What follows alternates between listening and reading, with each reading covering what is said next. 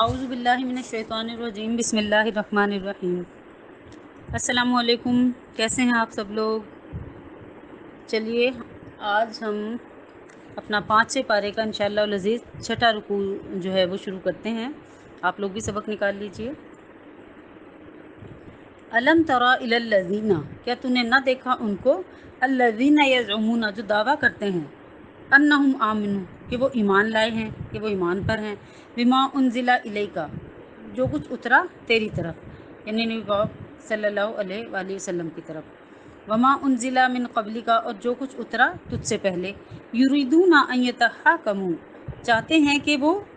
اپنا جو معاملہ ہے، جو قضیہ ہے، اس کو لے جائیں الی الطاغوتی، شیطان کی طرف، وقد امروا، اور حکم ہو چکا ہے، ان یکفروا بہ، کہ اس کو ان کو حکم ہو چکا ہے ان کو کہ یکفروا بہ، کہ اس کو وہ نہ مانیں، ویرید الشیطان، اور چاہتا ہے شیطان، ان یضلہم ضلالا بعیدا، کہ بہکا کر ان کو دور کی گمراہی میں ڈال دے۔ یہ آیتیں میں نے جو تلاوت کی ہیں، ایک آیت میں نے تلاوت کی ہے اور اگلی 5-6، بلکہ یہ پورا رکوع جو ہے یہ ایک خاص واقعے سے متعلق ہے، تو اسی کو واقعے کو اس میں جو ہے وہ ڈسکس کیا گیا ہے۔ تو پہلے آپ وہ واقعہ سن لیجئے تاکہ آپ کو پھر تفسیر سمجھنے میں آسانی رہے۔ ان آیات کا شان نزول یہ ہے کہ بشر نامی ایک منافق تھا۔ تو اب دھیان میں رکھیے گا کہ منافق وہ ہوتا ہے جو بظاہر مسلمان ہوتا ہے، تو اس کو مسلمانوں کی کیٹیگری میں گنا جاتا ہے، لیکن اس کے دل میں نفاق ہوتا ہے۔ تو اب وہ بظاہر مسلمان تھا، تو اس کا ایک یہودی کے ساتھ جھگڑا ہو گیا۔ تو جو یہودی تھا وہ جانتا تھا کہ نبی پاک صلی اللہ علیہ وسلم بالکل صحیح فیصلہ، درست فیصلہ کریں گے، اور اس بات کی رعایت نہیں رکھیں گے کہ وہ مسلمان ہے یا یہ یہودی ہے، تو اس سے کوئی جو ہے وہ نکال لیں، اپنی کسک نکال لیں اور اس کے خلاف فیصلہ دیں، اور وہ یہودی سچا تھا۔ تو وہ جو منافق تھا نا، تو اس نے اس بات کو قبول نہ کیا۔ عجیب بات نہیں ہے کہ یہودی کہہ رہا ہے کہ نبی کے پاس چلتے ہیں، اور جو مسلمان اپنے آپ کو کہہ رہا ہے وہ کہتا ہے نہیں، چلو ہم چلتے ہیں، کعب بن اشرف کے پاس چلتے ہیں۔ بہرحال یہ جو کعب بن اشرف تھا، یہ چونکہ یہودیوں کا ایک سردار تھا اور رسول اللہ صلی اللہ علیہ وسلم اور مسلمانوں کا سخت دشمن تھا۔ اب یہ جو اپنے آپ کو مسلمان کہلانے والا تھا، یہ یہودی سردار کا فیصلہ اس لیے اختیار کرنا چاہتا تھا کہ اس کو یقین تھا کہ جو یہودی جو ہے کعب بن اشرف، وہ زیادہ اس پہ وہ اعتماد کرتا تھا، اور جو یہودی تھا وہ نبی پاک صلی اللہ علیہ وسلم پر اعتماد کرتا تھا۔ بہرحال کیونکہ اب وہ جو بشر منافق تھا نا، وہ غلطی پر اور ناحق تھا، اس لیے جانتا تھا کہ آپ صلی اللہ علیہ وسلم کا فیصلہ میرے خلاف ہوگا، کیونکہ ظاہر ان کو تو وحی کے ذریعے بھی بہت ساری معاملات کی اللہ تعالیٰ خبر دے دیا کرتا تھا۔ تو بہرحال دونوں میں گفت و شنید ہوئی، تو اس کے بعد انجام کار کے طور پہ دونوں اس بات پہ راضی ہو گئے کہ حضرت صلی اللہ علیہ وسلم کے پاس جو ہے وہ فیصلہ لے کر جاتے ہیں۔ اب جب وہ اپنا مقدمہ لے کر گئے تو حضرت صلی اللہ علیہ وسلم نے معاملے کی تحقیق فرمائی، تو جو یہودی تھا وہ حق پہ تھا، تو آپ صلی اللہ علیہ وسلم نے اس کا حق ثابت کر دیا، اسی کے حق میں فیصلہ دے دیا۔ اب یہ جو بشر جو تھا بظاہر جو مسلمان تھا، وہ ناکام ہو گیا، ہار گیا۔ اب وہ اس فیصلے پہ راضی نہ ہوا، اس نے ایک نئی راہ نکالی اور کسی طرح یہودی کو اس بات پہ راضی کر لیا کہ ہم حضرت عمر بن خطاب رضی اللہ تعالیٰ عنہ کے پاس فیصلہ کرانے چلتے ہیں۔ یہودی نے اس کو قبول کر لیا، اس نے کہا میں حق پہ ہوں، میں جہاں بھی جاؤں گا فیصلہ میرے ہی حق میں ہوگا۔ تو اب یہ جو بشر تھا نا، اس نے دل میں یہ بات سمجھی، یعنی جو منافق تھا اس نے یہ جانا کہ کیونکہ حضرت عمر جو ہے نا وہ کفار کے بارے میں سخت معاملہ رکھتے ہیں، تو وہ یہودی کے حق میں فیصلہ دینے کی بجائے میرے ہی حق میں فیصلہ دیں گے۔ بہرحال یہ دونوں حضرت فاروق اعظم رضی اللہ تعالیٰ عنہ کے پاس پہنچے۔ یہودی نے حضرت فاروق اعظم کے سامنے وہ واقعہ بھی بیان کر دیا کہ اس مقدمے کا فیصلہ جناب رسول اللہ صلی اللہ علیہ وسلم فرما چکے ہیں اور میرے حق میں فرما چکے ہیں، لیکن یہ شخص مطمئن نہیں ہے اور آپ کے پاس مجھے لے کر آیا۔ حضرت عمر نے ان سے بشر سے پوچھا کہ کیا یہی واقعہ ہے، یعنی یہودی جو کچھ کہہ رہا ہے ٹھیک ہے؟ تو اس نے کہا ہاں ٹھیک ہے۔ تو حضرت فاروق اعظم رضی اللہ تعالیٰ عنہ نے فرمایا اچھا ذرا ٹھہرو، میں آتا ہوں۔ وہ گھر میں چلے گئے اور ایک تلوار لے کر آئے اور اس منافق کا کام تمام کر دیا، اور فرمایا کہ جو شخص رسول اللہ صلی اللہ علیہ وسلم کے فیصلے پر راضی نہ ہو اس کا یہی فیصلہ ہے، یعنی نبی کے ہوتے ہوئے، نبی کے فیصلے کے ہوتے ہوئے جو میرے پاس آیا ہے تو پھر اس کا یہی انجام ہے۔ پھر بعض مفسرین نے لکھا ہے کہ منافق چونکہ قتل کیا گیا تھا تو اس کے جو وارث تھے انہوں نے حضرت عمر کے خلاف یہ دعویٰ دائر کر دیا کہ جی ایک مسلمان کو بغیر دلیل شرعی کے مار ڈالا ہے، تو اور اس شخص کو وہ مسلمان ثابت کرنے کے لیے بڑی انہوں نے قولی اور عملی تعویلیں بھی پیش کی۔ تو اللہ تعالیٰ نے اس معاملے کا پردہ جو ہے وہ اس طرح چاک کیا کہ اس شخص کا منافق ہونا جو ہے یا اس شخص کا جو نفاق ہے وہ ظاہر فرما دیا، وحی کے ذریعے نبی کو ظاہر فرما دیا، اور پھر اس طرح سے حضرت عمر رضی اللہ تعالیٰ عنہ جو ہیں وہ اس کے قتل سے بری ہوئے۔ بہرحال یہ آگے یہ تو میں نے ساری آیتوں کا جو آج آپ پڑھیں گے ان کا شأن نزول بتایا ہے۔ اب آہستہ آہستہ آپ قصے کو جو میں نے آپ کو سنایا ہے اس کو تدریجاً جس طرح سے اللہ تعالیٰ نے اپنی زبان میں بیان کیا ہے وہ سنیے۔ وَإِذَا قِيلَ لَهُمْ، اور جب ان کو کہیں تعالوا آؤ، اِلَى مَا أَنزَلَ اللَّهُ، اس طرف جو نازل کیا اللہ نے، وَإِلَى الرَّسُولِ، اور رسول کی طرف، رَأَيْتَ الْمُنَافِقِينَ، تو دیکھے منافقوں کو، يَصُدُّونَ عَنْكَ صَدُودًا، ہٹتے ہیں تجھ سے رک جاتے ہیں، دور ہو جاتے ہیں تجھ سے۔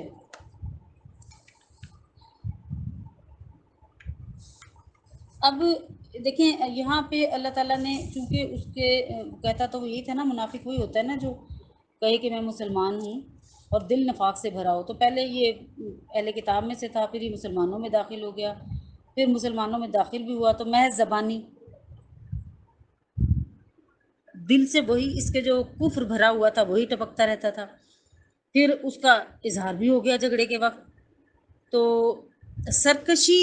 کرنے والے جو تھے، جو جن کے دلوں میں نفاق بھرا ہوا تھا، وہ بہرحال شیطان ہی کی طرف جاتے تھے کہ شیطان جو ہے اسی کی تعلیمات جو ہے نا ان کے دل میں گھر کرنی تھی۔ تو بہرحال جو نفاق تھا اس کے دل میں، اسی نفاق کی وجہ سے وہ کعب بن اشرف کے پاس جانا چاہتا تھا، نبی پاک صلی اللہ علیہ وسلم کے پاس نہیں آنا چاہتا تھا، تاکہ وہ جس گمراہی میں وہ پڑا ہے اس میں مزید گمراہ ہو جائے اور اس مقدمے میں بھی اس کے حق میں فیصلہ ہو جائے، تو کیا ہوگا، اس کا نفاق اور مضبوط ہو جائے گا۔ اب اس آیت میں جو میں نے اب تلاوت کی ہے اس میں اللہ تعالیٰ نے فرمایا کہ باہمی جھگڑے کے وقت اگر رسول اللہ صلی اللہ علیہ وسلم کے شرعی فیصلے سے اعراض کوئی برتتا ہے تو پھر وہ مسلمان نہیں ہے۔ نبی صلی اللہ علیہ وسلم کی حیثیت یہ ہے کہ انہوں نے جو جس وقت فیصلہ فرما دیا وہ پتھر پہ لکیر ہے، اور جو کوئی ان کے کام میں، آگے آپ قرآن پاک کی اور آیتوں میں بھی پڑھیں گے کہ جب پھر نبی کوئی فیصلہ کر دے تو اس میں پھر اپنے دل میں کوئی تنگی محسوس کرنے والا جو ہے نا وہ مسلمان نہیں ہو سکتا پھر۔ تو اب یہاں پہ فاروق اعظم کا اس کو قتل کرنا بھی صحیح ہو گیا، کیونکہ وہ اب منافق نہیں رہا تھا بلکہ اس کا نفاق کھل گیا تھا، کھلا ہوا کافر ہو گیا تھا۔ تو یہ ایسے لوگ ہیں جب ان سے کہا جائے کہ اس حکم کی طرف آؤ جو اللہ تعالیٰ نے اتارا ہے اور اس کے رسول کی طرف، تو یہ منافقین آپ کی طرف آنے سے رک جاتے ہیں۔ فَكَيْفَ إِذَا أَصَابَتْهُمْ مُصِیبَةٌ، پھر کیا ہو جب ان کو پہنچے کوئی مصیبت، بِمَا قَدَّمَتْ أَیْدِیہم، اپنے ہی ہاتھوں کے کیے کے سبب، ثُمَّ جَاءُوكَ يَحْلِفُونَ، پھر آئیں تیرے پاس قسمیں کھاتے ہوئے، بِاللَّہِ، اللہ کی، إِنْ أَرَدْنَا إِلَّا إِحْسَانًا وَتَوْفِيقًا، کہ بے شک ہم کو تو غرض نہ تھی مگر بھلائی اور ملاپ کی۔ یہ چونکہ یہ تعویلیں ان لوگوں نے پیش کی تھی نا جو اس کے باقی کے تھے، تو انہوں نے کہا تھا کہ نہیں وہ تو اس لیے گیا تھا کہ آپس میں کوئی جو ہے نا وہ میل ملاپ کا ذریعہ بن جائے، اس شخص کے اور اس کے درمیان جو ہے نا دونوں پارٹیاں جن کے درمیان نزاع یا معاملہ تھا، تو ان دونوں کے درمیان جو ہے نا وہ میل ملاپ کا جو ہے وہ ذریعہ بن جائے، وہ فیصلہ کروانے نہیں گئے تھے۔ یعنی یہ جو ہے مختلف تعویلیں انہوں نے پیش کی اپنے اس برے عمل کی جو ان کے اس منافق ساتھی نے کیا۔ یعنی انہوں نے کہا کہ ہمارا مقصد احسان اور توفیق، یعنی فرقین کے لیے کوئی بھلائی اور مصلحت کی راہ تلاش کرنا مقصود تھا، ہمارا مسئلہ یہ نہیں تھا کہ ہم جو ہے وہ فیصلے پہ رضامند نہیں تھے۔ یہ جھوٹی تعویلیں انہوں نے پیش کی اور اللہ تعالیٰ نے ان کا پردہ چاک فرما دیا۔ اولئک الذین یعلم اللہ ما فی قلوبہم، یہ وہ لوگ ہیں کہ اللہ تعالیٰ جانتا ہے ما فی قلوبہم، جو ان کے دلوں میں ہے۔ فاعرض عنہم، تو ان سے تغافل برت، وعظہم، اور ان کو نصیحت کر، وقل لہم فی انفسہم، اور کہہ ان سے ان کے حق میں قولا بلیغا، کام کی بات۔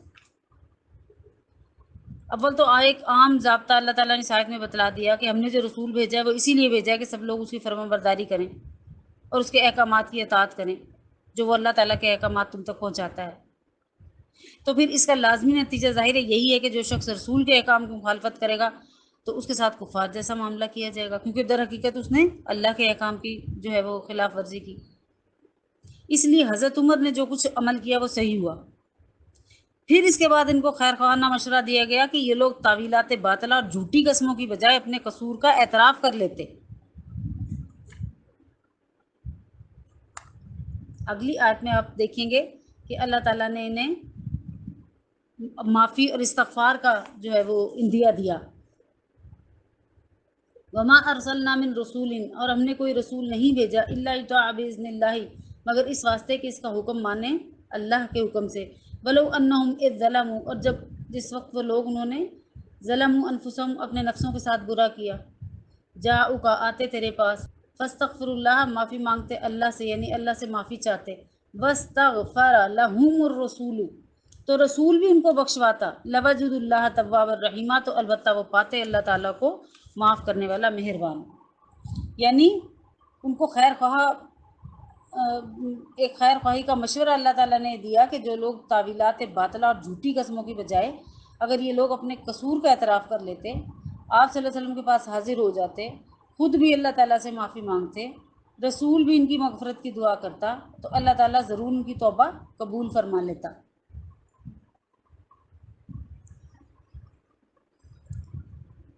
اب یہ آیت اگرچہ یا یہ واقعہ جو ہے منافقین کے بارے میں نازل ہوئی ہیں، یہ آیتیں پورا واقعہ میں نے آپ کو سنا دیا ہے، لیکن ان آیتوں کے الفاظ سے ایک عام ضابطہ نکلا ہے۔ جو شخص رسول اللہ صلی اللہ علیہ وسلم کی خدمت میں حاضر ہو جائے اور آپ کے لیے دعا بھی آپ اس کے لیے مغفرت کی فرما دیں، یعنی نبی، تو اس کی مغفرت ضرور ہو جائے گی۔ اللہ تعالیٰ نے کہہ دیا نا کہ رسول سے بھی وہ دعا منگواتے تو اللہ تعالیٰ کو بخشنے والا مہربان پاتے۔ پھر حضرت صلی اللہ علیہ وسلم کی خدمت میں حاضری جیسے آپ کی دنیاوی حیات کے زمانے میں ہو سکتی تھی نا، جب تک وہ زندہ تھے، جب تک صحابہ کرام میں موجود تھے، تو جس طرح اس وقت آپ صلی اللہ علیہ وسلم کے سامنے اپنے قصور کو کنفیس کرنے اور اللہ تعالیٰ سے معافی کی درخواست میں یہ معاون تھے، اسی طرح آج بھی روزہ اقدس پر حاضری اسی حکم میں داخل ہے، کیونکہ حضرت علی کرم اللہ وجہ نے فرمایا کہ جب ہم رسول اللہ صلی اللہ علیہ وسلم کو دفن کر کے فارغ ہوئے تو ان کے 3 روز بعد ایک گاؤں والا آیا، کوئی صحابی آئے یا کہیں دور سے آئے، زندگی میں شاید ملاقات نہیں ہوئی تھی ان کی، اور قبر شریف کے پاس آ کے گر گیا اور زار زار روتے ہوئے آیت مذکورہ کا حوالہ دے کر عرض کیا، یعنی جو آیت ابھی میں نے تلاوت کی ہے، کہ اللہ تعالیٰ نے اس آیت میں وعدہ فرمایا ہے کہ اگر گناہ گار رسول کی خدمت میں حاضر ہو جائے اور رسول اس کے لیے دعائے مغفرت کر دیں تو اس کی مغفرت ہو جائے گی، اس لیے میں آپ کی خدمت میں حاضر ہوا ہوں کہ آپ میرے لیے مغفرت کی دعا کریں۔ تو کہا جاتا ہے کہ جو لوگ اس وقت حاضر تھے اور وہ شخص وہاں روتا رہا اور مغفرت کی دعائیں اور نبی کے ساتھ وہ کہتا رہا کہ مجھے جو ہے نا اللہ تعالیٰ سے نبی بخشوا دے، تو جواب میں روزہ اقدس کے اندر سے یہ آواز آئی، قد غفر لک، یعنی تیری مغفرت کر دی گئی ہے۔ تو روزہ رسول پہ جب آپ پہنچ جاتے ہیں تو تمام جو فرقوں کے عقیدے کے مطابق وہاں نبی پاک صلی اللہ علیہ وسلم جو ہے وہ سنتے ہیں، ٹھیک ہے، یہاں دور سے نہیں سنتے لیکن وہاں سے سنتے ہیں کہ وہ اپنی قبر اطہر میں زندہ ہیں۔ فلا وربک لا یؤمنون، سو قسم ہے تیرے رب کی کہ لا یؤمنون، وہ مومن نہ ہوں گے، حتی یحکموک، یہاں تک کہ تجھی کو فیما شجرا بینہم، منصف ٹھہرائیں یا حاکم ٹھہرائیں اس میں جس میں جھگڑا ہو جائے ان میں آپس میں، ثم لا یجدوا فی انفسہم، پھر نہ پائے اپنے دل میں کوئی حرجن تنگی، مما قضیت، تیرے فیصلے سے، ویسلموا تسلیما، اور قبول کریں خوشی سے۔ جب تک اللہ تعالیٰ نے فرمایا ہے کہ قسم کھا کے اللہ تعالیٰ نے فرمایا، فلا وربک، قسم ہے تیرے رب کی، کہ جب تک کوئی شخص اس وقت تک مومن یا مسلمان نہیں کہلا سکتا جب تک وہ نبی صلی اللہ علیہ وسلم کے فیصلے کو ٹھنڈے دل سے پوری طرح تسلیم نہ کر لے اور اس کے دل میں بھی اس فیصلے کے لیے کوئی تنگی نہ پائی جائے۔ پھر یہ جو آپ کے فیصلے میں تنگی یا آپ کے فیصلے کو ماننا یا آپ کے فیصلے کو اختیار کرتے ہوئے دل میں تنگی نہ رکھنا، یہ حضرت صلی اللہ علیہ وسلم کے عہد مبارک کے ساتھ مخصوص نہیں ہے۔ اب آپ نہیں ہیں لیکن آپ کی لائیوی تعلیمات ہیں، تو آپ کے بعد آپ کی جو شریعت مطہرہ ہے اس کا فیصلہ خود آپ ہی کا فیصلہ ہے، اسی لیے یہ حکم قیامت تک کے لیے جاری رہے گا کہ آپ صلی اللہ علیہ وسلم کے زمانہ مبارک میں خود بلا واسطہ آپ سے رجوع کیا جائے اور آپ کے بعد آپ کی شریعت کی طرف رجوع کیا جائے، جو در حقیقت آپ صلی اللہ علیہ وسلم کی طرف ہی رجوع کرنا ہے۔ تو پھر جو بھی نبی پاک صلی اللہ علیہ وسلم نے جس چیز کے بارے میں بھی جو بھی راہ بتائی ہے عمل کی، اسی راہ پہ چلنا عین عبادت ہے۔ اگر اس کو چھوڑ کر کوئی اور راستہ اختیار کیا جائے تو پھر آپ نبی کے فیصلے پہ راضی نہیں ہیں۔ ہر مسلمان کا اسی لیے علماء نے فرض قرار دیا ہے کہ جب بھی کسی مسئلے میں باہم اختلافات کی نوبت آ جائے نا، یا تو جھگڑتے رہنے کی بجائے نا دونوں فریق رسول اللہ صلی اللہ علیہ وسلم کی طرف اور آپ کے بعد آپ کی شریعت کی طرف رجوع کر کے مسئلے کا حل تلاش کریں۔ پھر یہ بھی بتایا کہ جو بات آپ سے قولاً عملاً ثابت ہو، اس کے کرنے میں دل میں تنگی نہ محسوس کریں، یہ بھی ضعف ایمان کی علامت ہے، ایمان کی کمزوری کی علامت۔ مثلا جہاں شریعت نے تیمم کی اجازت دے دی ہے تو وہاں تیمم کر کے جس شخص کا دل جو ہے وہ راضی، وہاں تیمم کر کے نماز ادا کر لیں، لیکن اگر کسی شخص کا دل راضی نہ ہو، کراہت اسے محسوس ہو کہ لو جی مٹی سے تو مجھے کوئی پاکی نہیں نظر آ رہی، لہٰذا نماز ہی قضا کر دوں، تو وہ تقویٰ نہ سمجھے کہ وہ بڑا متقی ہو گیا، بلکہ وہ سمجھے کہ اس کے دل میں روگ ہے کہ نبی کی دی ہوئی ایک سہولت سے اس نے فائدہ نہ اٹھایا۔ پھر اگر آپ تکلیف میں ہیں، بیمار ہیں، نماز پڑھنے کی جو آپ کے جسم کے اندر اتنی قوت نہیں ہے کہ آپ کھڑے ہو کے نماز پڑھ سکیں، تو بیٹھ کے نماز پڑھ لیجیے۔ اب کوئی بھی شخص یہ کہے کہ بیٹھ کے نماز پڑھنے کا تو دل ہی نہیں مان رہا، بھائی رہنے دو، میں پھر اگلے ٹائم ہی پڑھ لوں گا جب ٹھیک ہو جاؤں گا، یا اور 2-4 دن میں ٹھیک ہو جاؤں گا تو پھر پڑھوں گا، تو پھر یہ جو مطلقاً شرعی رخصتیں نبی پاک صلی اللہ علیہ وسلم نے اللہ ہی کی تعلیمات کے مطابق دے رکھی ہیں، ان سے دل میں تنگی محسوس کرنا یہ کوئی تقویٰ نہیں ہے۔ اور شاید آپ کو عجیب لگ رہی ہے یہ باتیں، چلے میں ایک ایسی مثال دیتی ہوں کہ اس سے آپ کو بہت سارے لوگوں کی باتوں جو ہے نا وہ اس دل پہ تنگی کی حالت معلوم ہو جائے گی۔ مثال کے طور پہ یہ جو سفر میں آدھی نماز ہے نا، یہ سفر میں نماز کو آدھا کر لیا جاتا ہے نا فرائض کو، تو بہت سارے لوگوں کو میں نے کہتے سنا بھی میرا تو دل نہیں مانتا یہ رخصت لی جائے کہ نماز میں آدھی نماز پڑھیں، تو میں نے تو پوری پڑھی ہے، تو یہ کوئی تقویٰ نہیں ہے۔ اس وقت آپ کو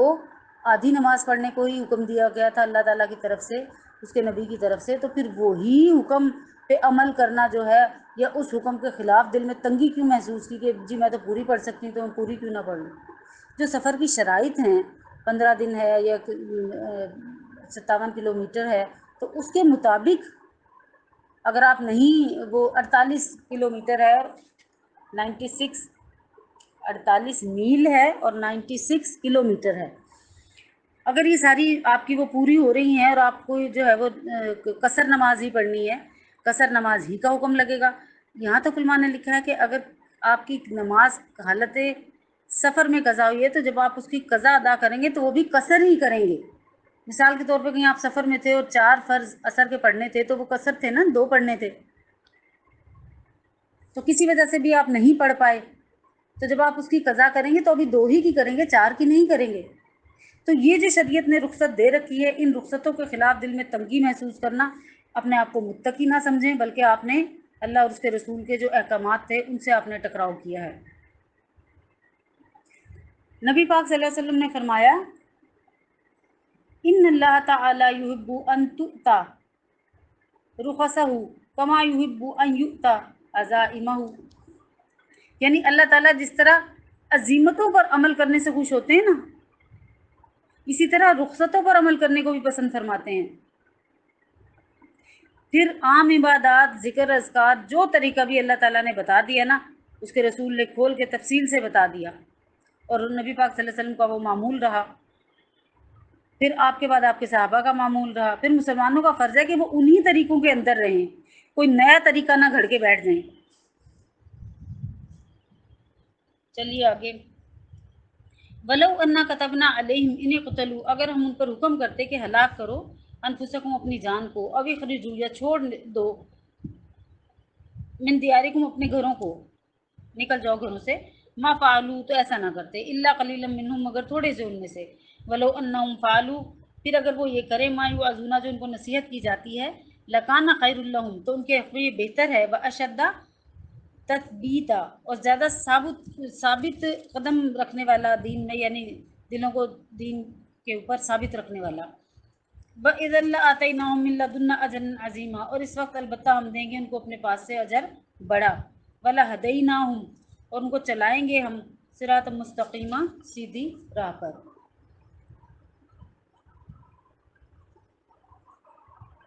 अब ये जो वाक़या जो मैंने आपको शुरू में बताया था ना,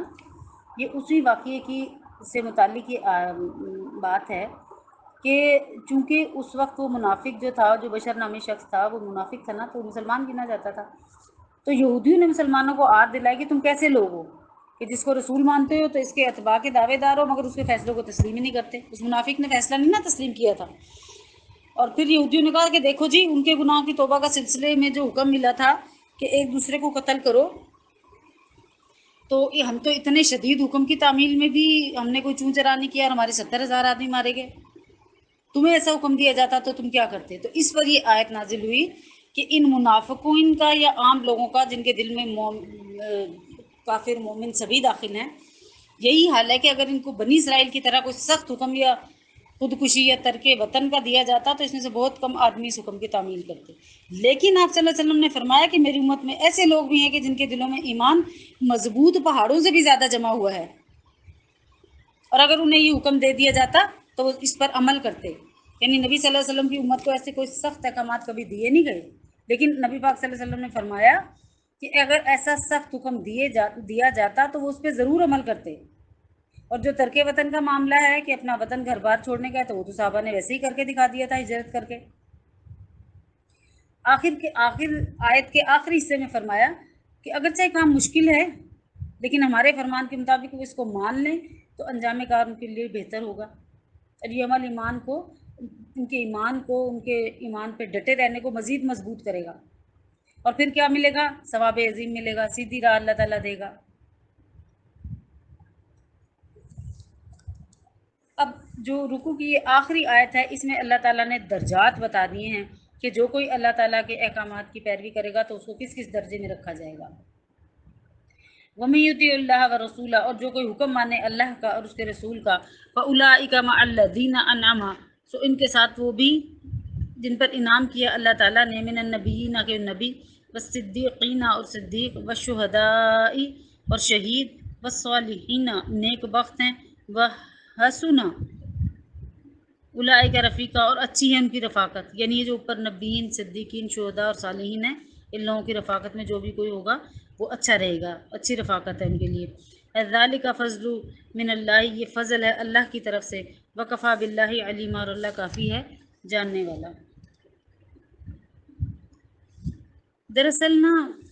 ये जो आयत मैंने आखिरी पढ़ी है, तिलावत आपके सामने की है, उसका शान नज़ूल ये बयान किया जाता है, ये इब्न कसीर की मुतअद्दिद जो है ना असानीद के साथ इसको नकल किया जाता है कि हज़रत आयशा रज़ियल्लाहु ताला अन्हा फरमाती हैं कि एक रोज़ एक सहाबी आप सल्लल्लाहु अलैहि वसल्लम की खिदमत में हाजिर हुए और अर्ज़ किया,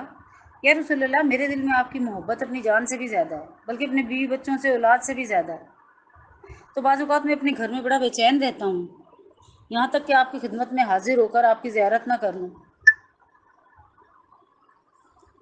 अगर ज़ियारत कर लूँ तो मुझे सुकून मिलता है, ना करूँ तो मुझे जो है ना वो फ़िक्र सी रहती है, बेचैन रहता हूँ। तो अब मुझे मामला ये दरपेश है कि जब आपकी वफ़ात हो जाए और मुझे मौत आ जाए, तो मैं जानता हूँ कि आप तो जन्नत में चले जाएंगे अम्बिया अलैहिस्सलाम के साथ। उनके दर्जे बहुत बुलंद होंगे, ज़ाहिर है उनके तो दर्जात जो हैं वो बहुत बड़े हैं। तो मुझे तो अव्वल तो यही नहीं मालूम कि मैं जन्नत में जाऊँगा भी कि नहीं।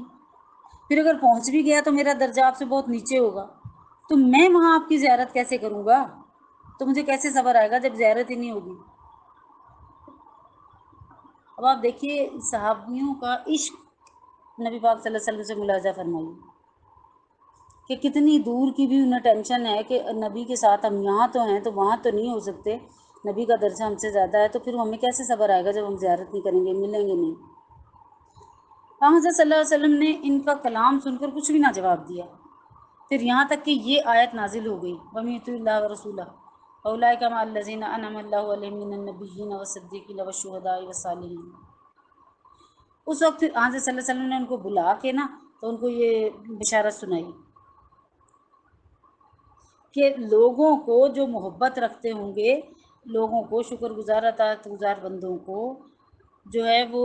ان لوگوں سے، انبیاء سے، صدیقین سے، شہداء سے، صالحین سے وقتاً فوقتاً ملاقات کا موقع دیا جاتا رہے گا۔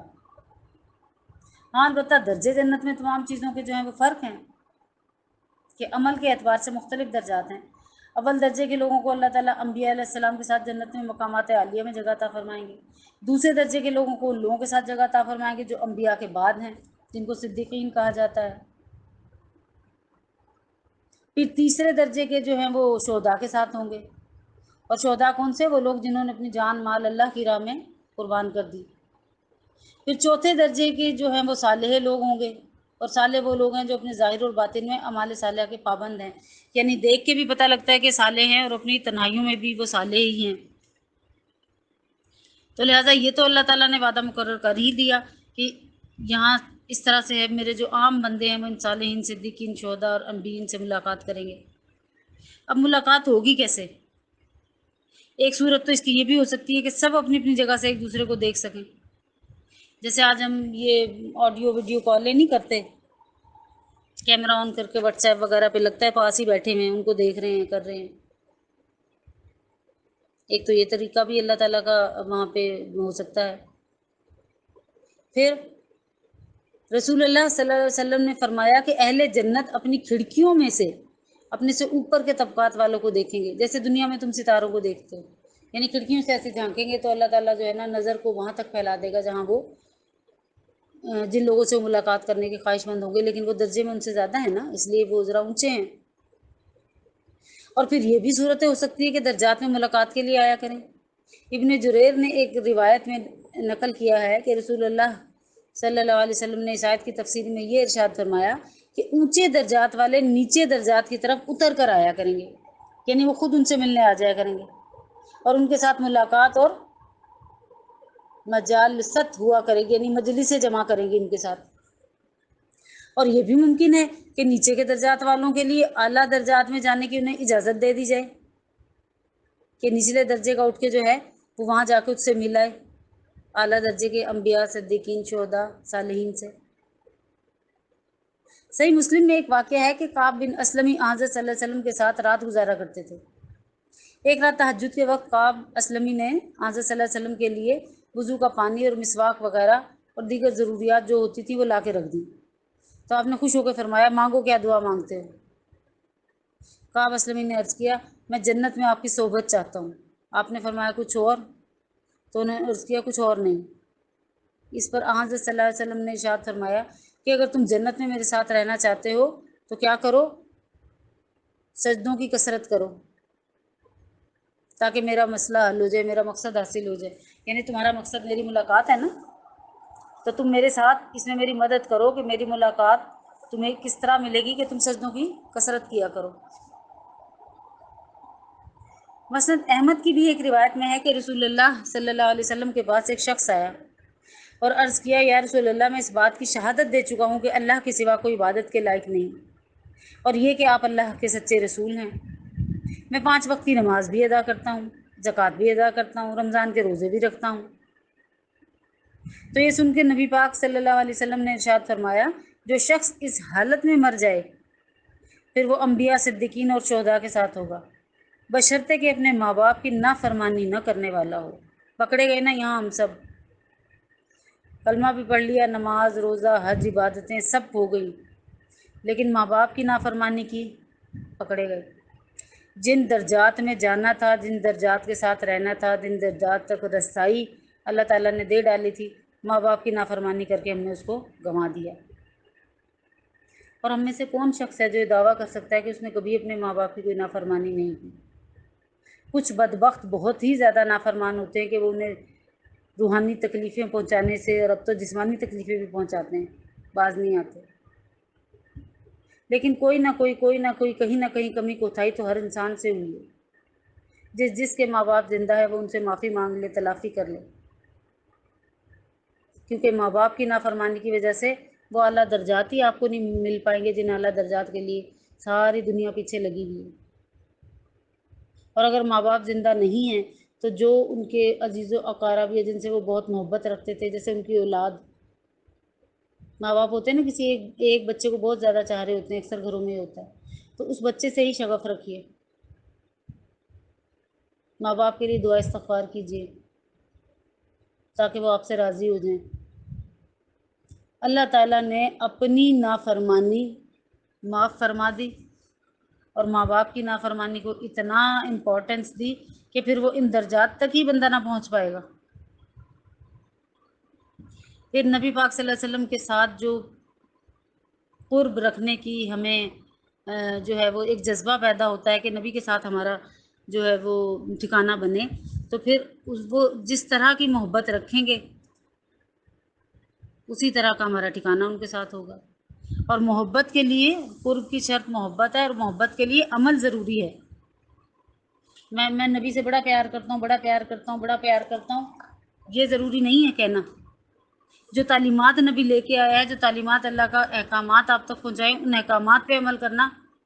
वो ज़्यादा ज़रूरी है मुँह से ही कहने से कि मैं नबी सारा दिन रात कमरा बंद करके खोल के स्पीकर पे लोगों के मजमे में नाते पढ़ते फिरें आप, लेकिन नबी ने जो तालीम नमाज की दी थी उसको आप भूल ही जाएं। जो तोहफ़ा नमाज का नबी लेके आया अल्लाह के पास से, उसे आप बिल्कुल हटा ही दें, तो फिर कहाँ से कुर्ब मिले। फिर नबी पाक सल्लल्लाहु अलैहि वसल्लम की रफ़ाकत किसी रंग व नस्ल पर मौकूफ़ नहीं है कि कोई ख़ास रंग, ख़ास कबीले के ही लोग जो है वो नबी पाक सल्लल्लाहु अलैहि वसल्लम के साथ जो है वो हम मजलिस होंगे, ऐसा नहीं है। एक दफ़ा एक हबशी आज़ सल्लल्लाहु अलैहि वसल्लम की खिदमत में हाजिर हुआ और अर्ज़ किया, या रसूलल्लाह आप हमसे हुस्न सूरत और हसीन रंग में भी मुमताज़ हैं, यानी शक्ल भी अच्छी है, रंग भी अच्छा है, फिर नबूवत और रिसालत भी आपके पास है। अब अगर मैं इस चीज़ पे ईमान ले आऊँ जिस पर आप ईमान रखते हैं और वही अमल करूँ जो आप करते हैं, तो क्या मैं भी जन्नत में आपके साथ हो सकता हूँ? यानी देखें कितना कितना उन्हें इश्क, मोहब्बत, शौक़ था कि हमें नबी पाक सल्लल्लाहु अलैहि वसल्लम का साथ मिले। वहाँ से सल्लल्लाहु अलैहि वसल्लम ने फरमाया, हाँ ज़रूर, यानी तुम अपनी वहशियाना बदसूरती की वजह से घबराओ नहीं। कसम है ज़ात की जिसके कब्जा में मेरी जान है, जन्नत में काले रंग के हबशी सफ़ेद और हसीन हो जाएंगे और 1000 साल की मुसाफत से चमकेंगे। और जो शख्स ला इलाहा इल्लल्लाह का कायल हो, इसकी फलाह और निजात अल्लाह के ज़िम्मे हो जाती है। और जो शख्स सुबहान अल्लाहि व बिहम्दिही पढ़ता है, इसके नामा या अमाल में 1,24,000 नेकियां लिखी जाती हैं। देखें इस आज के इस रुकू से ये सुबहान अल्लाहि व बिहम्दिही सुबहान अल्लाहिल अज़ीम, इस कलमे को अपना विर्द बना लें, उठते बैठते सोते जागते इसको पढ़ा करें। ये कलमा बहुत ज़बान पे हल्का और तुलने के हिसाब से, यानी जिस ग्रेडिंग के हिसाब से बहुत बड़ा है, आपके नामा अमाल में बहुत ज़्यादा इजाफा करेगा। अच्छा, ये मैंने आपको ज़िम्नन बात बता दी। अभी आप नबी की महफिल में बैठे हैं और वो जो बद्दू है या जो वो है वैशी है, वो बातें कर रहा है, तो आप सल्लल्लाहु अलैहि वसल्लम ने जब उसे ये जवाब दिया ना, तो मजलिस में से एक शख्स ने अर्ज़ किया, या रसूलल्लाह, जब अल्लाह ताला के दरबार में नेकियों की इतनी सखावत है, यानी ये छोटा सा कलमा हम पढ़ते हैं तो 1,24,000 नेकियां लिखी जाती हैं, तो फिर हम कैसे हलाक हो सकते हैं या अजाब में कैसे गिरफ्तार होंगे कि इतना एक कलमा पढ़ लिया और उसके बाद सुबहान अल्लाह व बिहम्दिही सुबहान अल्लाहिल अज़ीम पढ़ लिया, तो इतनी ज़्यादा नेकियां लिखी गई, फिर हमें कैसे जो है वो अल्लाह ताला बर्बाद करेगा, कैसे अजाब में गिरफ्तार करेगा। आपने फरमाया कि ये बात नहीं है। हकीकत ये है कि क़यामत में बाज़ आदमी इतना अमल और हसनात यानी नेकियां इतनी लेकर आएगा कि अगर इनको पहाड़ पर रख दिया जाए तो पहाड़ भी इनके बोझ का तहम्मुल ना कर सके। लेकिन इसके मुकाबले में जब अल्लाह ताला की नेमतें आती हैं और इनसे मुवाजना किया जाता है, तो इंसान का अमल इसके मुकाबले में ख़त्म हो जाता है, मगर ये कि अल्लाह ताला इसको अपनी रहमत से नवाज दे। यानी नेमतें भी तो बहुत ज़्यादा है ना। अगर एक दफ़ा तस्बीह पढ़ने से आपको ये मिला, तो कितनी नेमतें आप सुबह से शाम तक खुदा की इंजॉय करते हैं। ये पलक का झपकना और पलक का ना झपकना, ये सांस का आना और सांस का बाहर आना और सांस का अंदर जाना, یہ پسینے کا آنا، یہ روز آپ کو قضائے حاجت سے فارغ ہو جانا، یہ اپنے ٹائم پہ آپ کو پیشاب کا آ جانا، یہ کتنی بڑی نعمتیں ہیں۔ یہ انگلی کے 3 جوڑ، تینوں الگ الگ ضروری ہیں۔ کسی ایک میں کٹ لگ جائے تو آپ کو احساس ہوگا انگلی پوری سیدھی کھڑی ہے، تب احساس ہوگا کہ ہر جوڑ کتنا کام کرتا تھا۔ یہ بال، یہ کھال، یہ جسم، یہ آنکھیں، یہ منہ، یہ دانت، یہ زبان، یہ سونگھنے کی اسمیل، یہ سننے کی حس، ہر حس، حواس خمسہ، ہر حس اتنی بڑی نعمت ہے۔ اگر یہ نہ ہو، اور جس کے پاس ان میں سے کوئی ایک نعمت بھی نہیں ہے، اس سے اس نعمت کی قدر پوچھیے۔ تو اللہ تعالیٰ کی نعمتیں ہی اتنی زیادہ ہیں کہ اس کے مقابلے میں ہمارے اعمال جو ہیں وہ پھر کم پڑ جاتے ہیں۔ آپ صلی اللہ علیہ وسلم نے اس وقت، یہ مجلس میں جاری ہے باتیں ساری نا، اچھا اسی یہ جو حبشی سوال جواب کر رہا تھا نا، اسی کے سوال جوابوں کے لیے نا یہ آیت نازل ہوئی، هل اتى على الانسان حين من الدهر لم يكن شيئا مذكورا، کہ انسان پہ ایک ایسا وقت بھی گزرا جب وہ کچھ بھی نہیں تھا زمانے میں۔ تو حبشی نے حیرت سے سوال کیا، یا رسول اللہ، میری آنکھیں ان نعمتوں کو دیکھیں گی جن کو آپ کی مبارک آنکھوں نے مشاہدہ کیا ہوا ہے؟ آپ نے فرمایا ہاں ضرور دیکھو گے۔ یہ سن کر جو حبشی نو مسلم تھا نا، اس نے رونا شروع کیا، اور اتنا رویا کہ روتے روتے وہیں جان دے دی، اور حضرت صلی اللہ علیہ وسلم نے اپنے دست مبارک سے اس کی تہجیز و تکفین فرمائی، یعنی اس کو دفن فرمایا۔ تو اب آپ دیکھیے، عشق محبت کی باتیں یہ تھیں، اللہ تعالیٰ سے لگن، اللہ تعالیٰ کے وعدوں کی سچائی، اور اللہ تعالیٰ کی محبت میں دیکھیں، جس کو اللہ سے محبت ہے وہ اس کے نبی سے محبت ضرور کرے گا، کیونکہ نبی خود نہیں آیا، نہ خود کوئی شخص نبی بن سکتا ہے۔ اللہ تعالیٰ نے نبوت عطا فرمائی تو وہ نبی بنا۔ یہ تھی صحابہ کرام کی محبتیں، سچی محبتیں، اسی لیے اتنے درجات انہوں نے پائے ہیں۔ اللہ تعالیٰ مجھے اور آپ کو نبی صلی اللہ علیہ وسلم کی جو سنت ہے اس پہ پوری طرح عمل کرنے کی توفیق عطا فرمائے، ہمارا شمار بھی نبی پاک صلی اللہ علیہ وسلم اپنے عاشقوں میں فرما لیں۔ آمین۔ وآخر دعوانا ان الحمد للہ رب العالمین۔